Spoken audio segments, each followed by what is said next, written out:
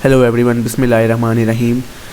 Last class में मैंने discuss किया था कि आप 000 वेब होस्ट पे कैसे फ्री वर्डप्रेस इंस्टॉल कर सकते हैं, अपनी फ्री वेबसाइट बना सकते हैं। और मैंने ये भी बताया था कि अगर आप जब अपना बैक एंड को एक्सेस कर लेते हैं तो कैसे अपने फ्रंट एंड को कैसे एक्सेस कर सकते हैं। इस वीडियो में मैं आपको सिखाऊंगा कि वर्डप्रेस की बैक एंड को अपने नेम के साथ जब आपको अपनी वेबसाइट का नाम पता हो तो फिर कैसे एक्सेस करते हैं। उसके लिए आपने अपने ब्राउज़र पे आ जाना है। ब्राउज़र पे आके आपने जहाँ पे यूआरएल होता है वहाँ पे लिखना है अपनी वेबसाइट का नेम, जो भी आपने उस वक्त अपनी वेबसाइट का नाम रखा था वो आपने यहाँ पे आके लिखना है।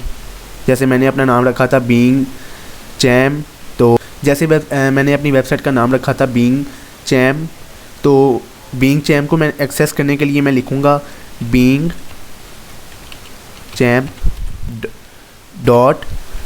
.000 वेब होस्ट ऐप .com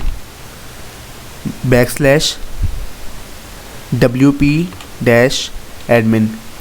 आपने अपने यूआरएल पे आके ये लिखना है अपनी वेबसाइट का नाम .000 web host app .com /wp-admin और आपने इंटर कर देना है। अब जब इंटर करेंगे तो आप सीधा अपने डैशबोर्ड पे आ जाएंगे। डैशबोर्ड मैंने आपको बताया था कि किसी भी वेबसाइट का कंट्रोल सेंटर या ब्रेन होता है जिससे आप अपनी वेबसाइट को कंट्रोल कर सकते हैं, मैनेज कर सकते हैं, ऑर्गेनाइज कर सकते हैं।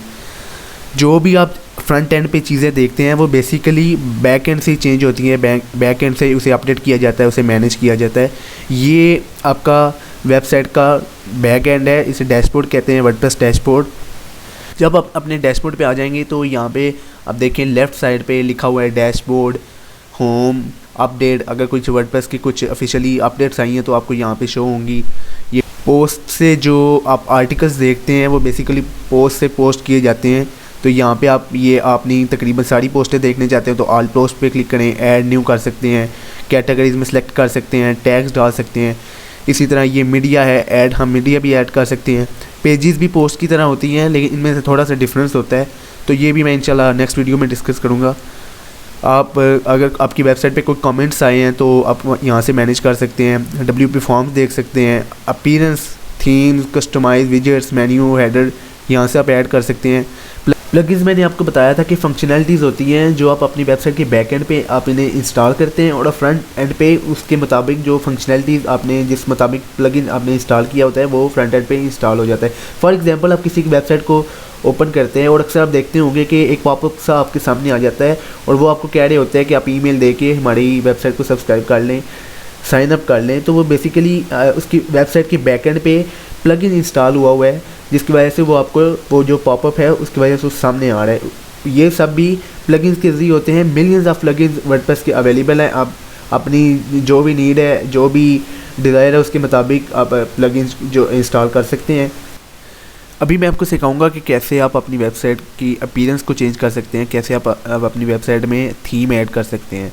तो इसके लिए मैं सबसे पहले अपने फ्रंट एंड को एक्सेस कर लेता हूँ। इसके लिए मैंने आपको एक तरीका भी बताया था कि आपने अपने वेबसाइट के नेम पे आना है और विजिट साइट को न्यू टैब में ओपन कर लेना है। तो जब आप न्यू टैब में इसे ओपन कर लेंगे तो आपकी वेबसाइट का जो फ्रंट एंड है वो आपके सामने आ जाएगा। इसे आप अपनी वेबसाइट का फ्रंट एंड बोलते हैं। बैक एंड से जो भी चेंजेस करें वो फ्रंट एंड पे ऑटोमेटिकली चेंज हो जाती हैं। अभी आप देखें कि इसमें कोई भी थीम वगैरह इंस्टॉल नहीं है। मैं अभी आपको सिखाऊंगा कि आप अपनी वेबसाइट पे कैसे उसकी अपीयरेंस चेंज करते हैं, कैसे उस पर थीम वगैरह ऐड कर सकते हैं। इसके लिए आपने अपने बैक एंड पे आ जाना है। बैक एंड पे आप देखेंगे लेफ़्ट साइड पे WP फॉर्म्स के नीचे अपीयरेंस, यहाँ पे थीम का एक ऑप्शन है फर्स्ट वाला, आपने इस पर क्लिक करना है।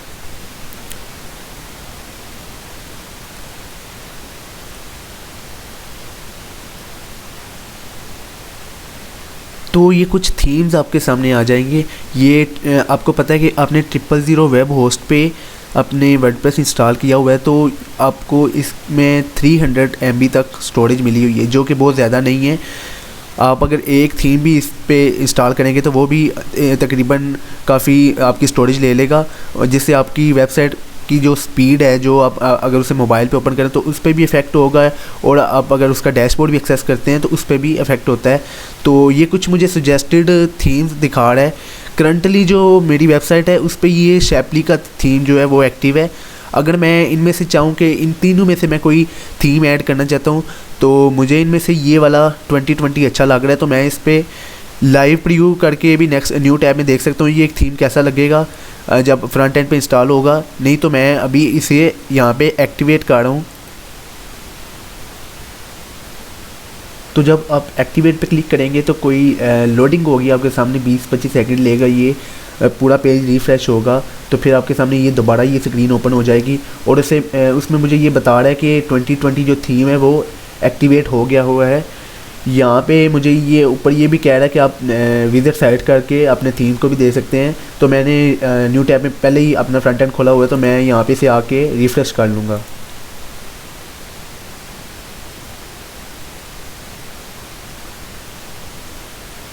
तो जब पेज रिफ़्रेश होगा आपके सामने तो कोई कुछ इस तरह की स्क्रीन आपको नज़र आएगी। ये अभी आपका जो थीम है वो एक्टिवेट हो चुका है। यहाँ पे मुझे ये अपनी वेबसाइट का नाम भी दिखा रहा है। यहाँ पे अपनी वेबसाइट का अगर मैं कुछ टैग देना चाहूँ, टैग लाइन देना चाहूँ, तो यहाँ पे मैं अपनी टैग लाइन भी ऐड कर सकता हूँ। ये कुछ आपके ऊपर ये टूल बार सी दिखाई दे रही है, ये भी रिमूव हो सकती है अगर आप इसके बैक एंड पे एक प्लगइन है tool bar hide tool bar का एक प्लगइन, अगर आप वो वहाँ पे एक्टिवेट कर देते हैं तो ये वाली जो टूल बार है ये भी हाइड हो जाएगी। तो ये कुछ इसका फुटर है, कुछ इस तरह का दिखाई देता है। तो ऊपर जो ये आप टूल बार देख रहे हैं जहाँ पे मेरी वेबसाइट का नाम आ रहा है, कस्टमाइज़, अपडेट, कमेंट्स, यहाँ पे अगर मैं कोई न्यू पोस्ट करना चाहूँ, न्यू मीडिया ऐड करना चाहूँ, पेज क्रिएट करना चाहूँ, तो यहाँ से मैं वो भी कर सकता हूँ। इनसाइट्स में देख सकता हूँ अपनी वेबसाइट के, यहाँ पे WP फॉर्म भी क्रिएट कर सकता हूँ। बेसिकली ये होता है अगर आप अपनी वेबसाइट का अगर फ्रंट एंड को कस्टमाइज़ करना चाहते हैं, फॉर एग्जांपल यहाँ पे आप मेरी वेबसाइट का नाम लिखा है, अगर मैं चाहता हूँ कि जस्ट अनदर वेबसाइट साइट की जगह मेरी कोई टैग लाइन आई जाए, तो यहाँ पे मैं कस्टमाइज़ पे क्लिक करके मैं इसे चेंज कर सकता हूँ। हेलो वर्ड की जगह अगर मैं कोई और अपनी वेबसाइट का नाम लिखना चाहूँ, यहाँ ये कोई welcome to WordPress, this is your first post, edit और डिलीट इट, अगर इसकी जगह मैं अपना कोई अपनी बायो लिखना चाहूँ तो यहाँ से मैं ये भी कर सकता हूँ। आज की वीडियो में मैंने आपको सिखाया कि आप कैसे अपनी वेबसाइट के नेम के साथ अपने डैशबोर्ड को कैसे एक्सेस करते हैं, प्लगइन्स क्या होते हैं और आप कैसे अपने थीम को एक्टिवेट करते हैं। तो इन तीनों टॉपिक्स में से आपका कोई भी अगर क्वेश्चन है तो आप मेरे से कमेंट्स में पूछ सकते हैं। तो अगर आपको ये वीडियो पसंद आई है तो काइंडली वीडियो को लाइक कर दें, चैनल को सब्सक्राइब कर दें। शुक्रिया।